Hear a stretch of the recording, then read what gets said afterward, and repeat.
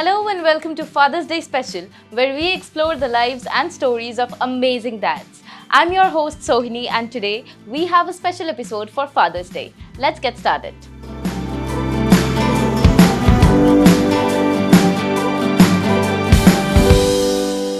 How do you manage stress and all the other emotional challenges while fulfilling your role as a provider and a father? Sohini, when you become a father, right? तो आपके अंदर अंदर से एक changes आ जाते हैं when you are bachelor and आपको कोई आपके पास चिंता नहीं होती, आप काम कर रहे हो, घर जा रहे हो, चिल मार रहे हो, सब कुछ ठीक है. No, but when you are a father, आप जब घर जाते हो, आप घर जाके अपने बच्चों को देखते हो. मेरे बच्चे अभी 2 साल के हैं, they are very small, right. So जैसे वो देखते हैं पापा पापा कहते हो, मेरे पास आते हैं, हक करते हैं, तो पूरे दिन का जो स्ट्रेस होता है, ऑफिस की जितनी भी टेंशन होती है ना, वो एक सेकंड में ख़त्म हो जाती है. So you know, when you become a father, आप घर पे जाते हो, अपने घर में अपने बच्चों की शक्ल देखते हो, आप उनके बारे में सोचते हो, उनका फ्यूचर सोचते हो, तो ऑटोमेटिकली सारी थकान ख़त्म हो जाती है, सारा स्ट्रेस ख़त्म हो जाता है और आप बिल्कुल स्ट्रेस फ्री काम करते हो. सो वो मेरे लिए एज अ टॉनिक काम करता है. मेरे बच्चों की स्माइल, मेरे बच्चों का जब पापा पापा बोलना, क्योंकि वो भी छोटे बहुत तोतली आवाज़ में बोलते हैं, सो वो बहुत एक कडलिंग सा लगता है, बहुत एक फनी सा लगता है, बट साथ के साथ बहुत रिफ्रेशिंग सा भी होता है. सो यस, मेरे बच्चे ही मेरी इंस्पिरेशन है इस चीज़ के लिए, मेरे को स्ट्रेस फ्री करने के लिए, मेरे को टेंशन फ्री करने के लिए, और मेरे को उनका फ्यूचर बनाने के लिए, उनको मोटिवेट करने के लिए. जब से मतलब फादर बनने से पहले होता क्या था कि जैसे कि किसी दिन मेरा परफॉर्मेंस ख़राब हुआ तो फिर मैं घर गया तो मतलब उतना मूड अच्छा होता नहीं था. लेकिन जैसे कि अभी मेरी बेटी अभी आई है, 3 साल की अभी होने वाली है, तो अब जैसे क्या है कि मैं कितना भी स्ट्रेस में रहता हूँ ना, एक बार जैसे मैंने अपना जो बेल को अगर रिंग किया, बेटी ने गेट खोला और एक बार वो बस मुस्कुरा देती है, तो पूरा मेरे लगता है आज का नहीं, पूरा ज़िंदगी का स्ट्रेस ख़त्म हो गया. ठीक है, तो वहाँ से क्या होता है, मुझे एक मोटिवेशन मिलता है. Being the primary breadwinner comes with its own set of pressures. Tell us how you manage financial responsibilities and the stress that comes along with it. ये पूरा क्रेडिट जाता है मेरी वाइफ को. एक्चुअली है ना, वही फाइनेंशियली सब कुछ है ना हैंडल करती है. मैं बस अपने खर्चे का निकालता हूँ कि हाँ this is my pocket money, rest amount ये रहा आपका, आपको कैसे मैनेज करना है वो आप दो. इसमें देखिए फाइनेंशियल स्ट्रेस तो जैसे कि मैं एक ब्रांड के साथ काम कर रहा हूँ, काउंसिल इंडिया एक बहुत बड़ी ब्रांड है, और साइकोलॉजी के फील्ड में जो अवेयरनेस जो होता है वो हम लोगों ने लाया, हम लोगों ने मिलकर कदम उठाया है. तो यहाँ पर तो काम करने के बाद फिनांस कोई बहुत बड़ा इशू नहीं रहता है मेरे लिए, क्योंकि हमारी इंसेंटिव पॉलिसी भी इतनी अच्छी है कि आप सैलरी ज़्यादा अर्न कर लेते हो यहाँ पे. तो यहाँ पे उसमें मेरे कुछ चैलेंजेस नहीं आते हैं मुझे. How important is emotional support for you and where do you find it? That's the only one answer is my wife, my better half, right? You know, मैं तो ये सोचता हूँ, I work as a father, but मैं पूरे दिन office में रहता हूँ, बट मेरे ट्विंस बच्चे हैं. My wife has to take care of twins. लोग एक बच्चे से इतना खौश पौश हो जाते हैं, परेशान हो जाते हैं, वो तो दो बच्चों की टेक केयर कर रही है. So for me she is also my inspiration to handle my work stress. When she is handling my home, I can peacefully work in my office, right? तो एक वो state of mind, वो एक presence of mind बहुत ज़रूरी है. And yes, she is my emotional support. In fact, I call her कि आप you are not a woman, you are super woman, because you are handling each and everything, household, babies, my mother, right? So everything she's handling. So yes, she's my inspiration, she's my emotional support, and I thank her a lot. Or I am seriously saying, as I am living in a nuclear family, if my wife is was not supporting me at that moment, so मैंने जो भी achieve किया मैं नहीं कर पाता. तो जो इमोशनल सपोर्ट है कि you go and do your work, I'm here to handle all these things at family time पे, so वो सपोर्ट और वो बिलीव बहुत हेल्पफुल होता है. What are some of the most rewarding and challenging aspects of raising your children? Please share with us any memorable moments or lessons that you have learned. So जो मेरी babies है, they born at 7.5 months, right? So they are quite premature. Because twins में यही होता है, या तो 8 months में या फिर 7.5 months में डिलीवरी हो जाती है. So my daughter, right, she was born with less than a kg weight. right? And she was in the nursery for 1.5 months. So at that time हमें उन्हें देखना भी अलाउड नहीं होता था, कोई नर्सरी में बेबीज़ के पास आप नहीं जा सकते हो, राइट? सो दिन में सिर्फ एक बार 2 से 3 बजे का टाइम होता था, उसके बीच में आप एक बार विजिट करते थे और तब अपने बेबीज़ को देख सकते हो. सो my one baby stayed for 15 days in nursery and my daughter stayed for 45 days, right? And that was the moment when we were praying to God, we were doing each and everything कि at least God save her, right? So that was quite a, मतलब you can say emotional moment for us. उसके बाद when she came home at 45 days, right, we were extremely happy, right? It's just like भगवान ने कोई आशीर्वाद दिया है. And trust me, मेरी जो in-laws है और जो मेरी families है उसमें my daughter is the favorite one, right? मतलब मेरा बेटा है, उसको भी इतना लोग प्यार नहीं करते जितना मेरी बेटी को करते हैं. My child was around 10 months only, and I noticed something in that.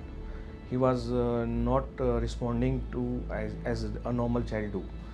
So I thought, मुझे लगा कहीं ना कहीं प्रॉब्लम तो है. तो मैंने अपनी साइकोलॉजी ऐसे नहीं है, मुझे नॉलेज है तो मैंने उसका कहीं उसी चीज़ों को सोच रहा हूँ नहीं, बट मुझे कुछ लगा गड़बड़ है. Then I notice, then like talk with my wife.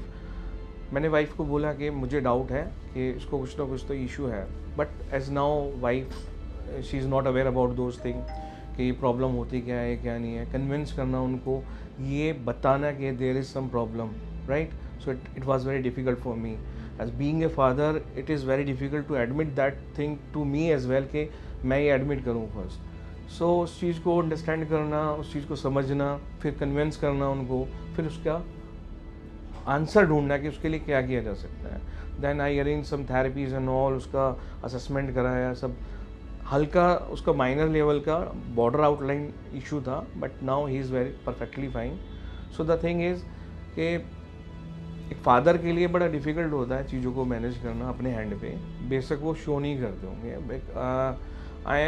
I lost my father at the age of 6 years. I was 6 years old at that moment.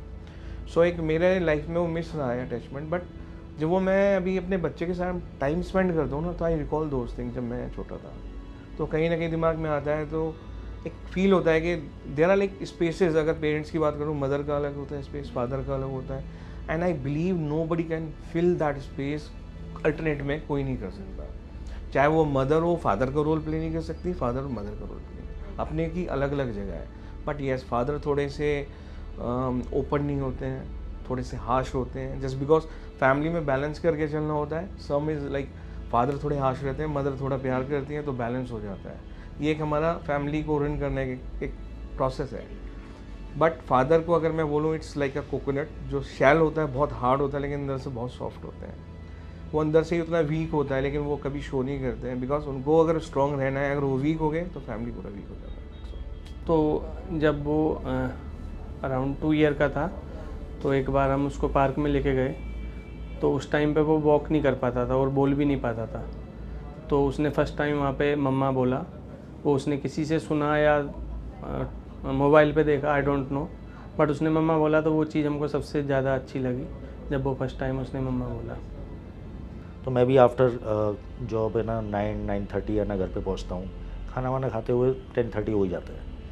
जब हम लोग अपने बेडरूम में आते हैं तो बेबी है, अब छोटा बेबी है तो उसको भी संभालना है. तो उसके डायपर्स चेंज करना, ये करना वो करना. उसके बाद रात में बच्चा हर 2 घंटे में जग रहा है, उसे सुलाना. कई बार ऐसा होता है मेरी डॉटर सोते सोते मेरे ऊपर ही आ जाती है, फिर मैं उसे संभाल के रखता हूँ कि उसके हाथ पैर ना दब जाए मेरे नीचे. तो ये सब चीज़ें मैनेज करनी पड़ती है. और फॉर द टाइम बिंग आप जैसे जैसे तरीके से ढलते जाते हो, आपको आदत हो जाती है एक तरीके से. What are some unspoken expectations or pressures you feel as a father, and how do you deal with them? When I go home, मेरी वाइफ पूरे दिन बच्चों को संभाल रही होती है, पूरे दिन काम कर रही होती है, सब कुछ कर रही होती है. Being an husband, you know, it's a traditional orthodox mindset कि I am a husband, I am a man of the family, so मैं घर में काम कैसे करूँगा? It's not my responsibilities, you know. But when your wife is taking care of your kids, of your mother or everything, so उसकी कहीं ना कहीं एक अनस्पोकन एक्सपेक्टेशंस होती है कि आप घर में आओ, हाउस होल्ड के जितने भी काम होते हैं उसमें आप उनकी हेल्प करो, बेबीज़ के लिए हेल्प करो। माइट भी वो आपसे नहीं बोलेगी, माइट भी वो आपको नहीं एक्सप्रेस करेगी, but yes it's a responsibility of mine कि being a man of the family, being a family member, I have to also contribute to my kids. As I said, expectations सबकी होती हैं, as a father, as a husband, मेरी भी expectation family से और बच्चे से होती हैं। You know what we do, हम जो मिस किया है अपनी लाइफ में, जो अचीवमेंट हम करना चाहते थे, like I want to become a cricketer, मैं स्पोर्ट्समैन बनना चाहता था, या I want to become a like engineer, तो मेरी लाइफ में वो अचीवमेंट नहीं हुआ, तो मैं कहीं ना कहीं अपने बच्चे के थ्रू वो अचीव करना चाहता हूँ। एक एक्सपेक्टेशन ही होता है, दैट इज़ रॉन्ग और right I don't know, but ये कहीं ना कहीं होता है। तो ऐसी कुछ एक्सपेक्टेशंस होती हैं कि बच्चा ऐसा करेगा, बट कहीं किसी मोमेंट में मैं ये सजेस्ट भी करता हूँ पेरेंट्स को, ऐसा नहीं करना चाहिए। अभी जैसे I am educated father, right, तो मुझे ऐसा नहीं करना है कि जीवन का आपाधापी में कि जैसे कि 3 साल का बच्चा है तो स्कूल जाएगा।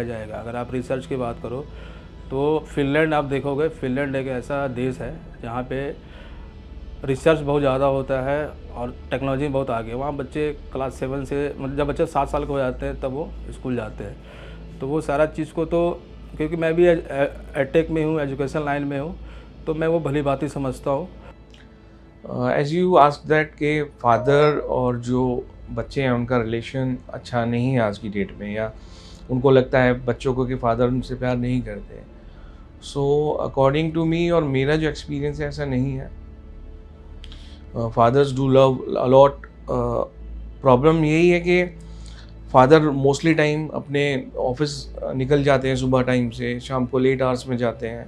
वो टाइम गैप इतना ज़्यादा हो जाता है कि अटैचमेंट उस लेवल पे बच्चे के साथ नहीं बन पाता है।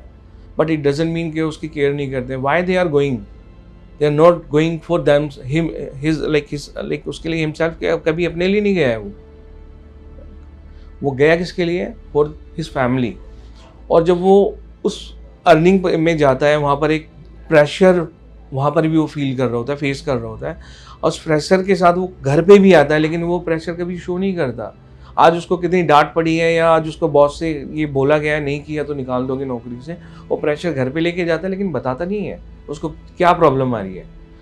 और घर पर भी कुछ ना कुछ प्रॉब्लम्स होती हैं, लाइक आज बुखार हो गया है, आज उसके लिए ये प्रॉब्लम है, आज ये प्रॉब्लम है।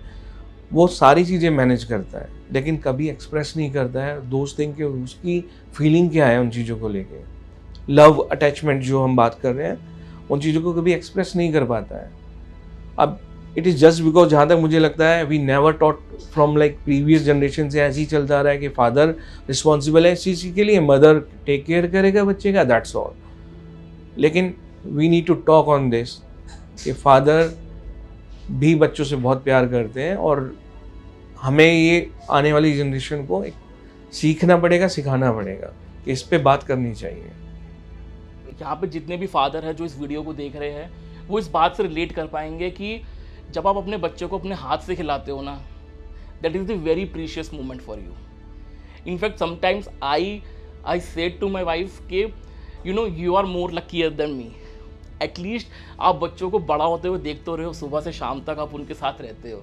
मतलब अगर मेरा बस चले तो you go to work, I can raise my kids very happily, I can work from home, I can raise my kids, no.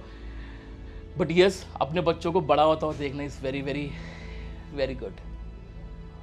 You are getting emotional.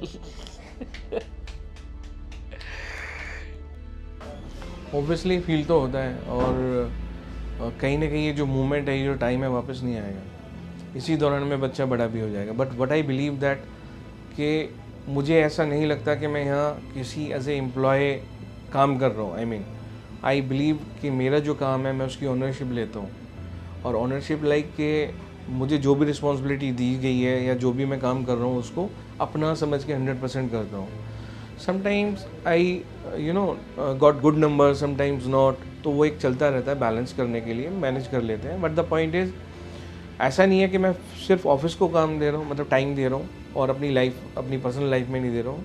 हाँ, परसेंटेज की बात करें थोड़ा कम बढ़ जाता है, 50-50 या 40-60, और फील ज़रूर होता है ये, no doubt. Honestly speaking feel ज़रूर होता है।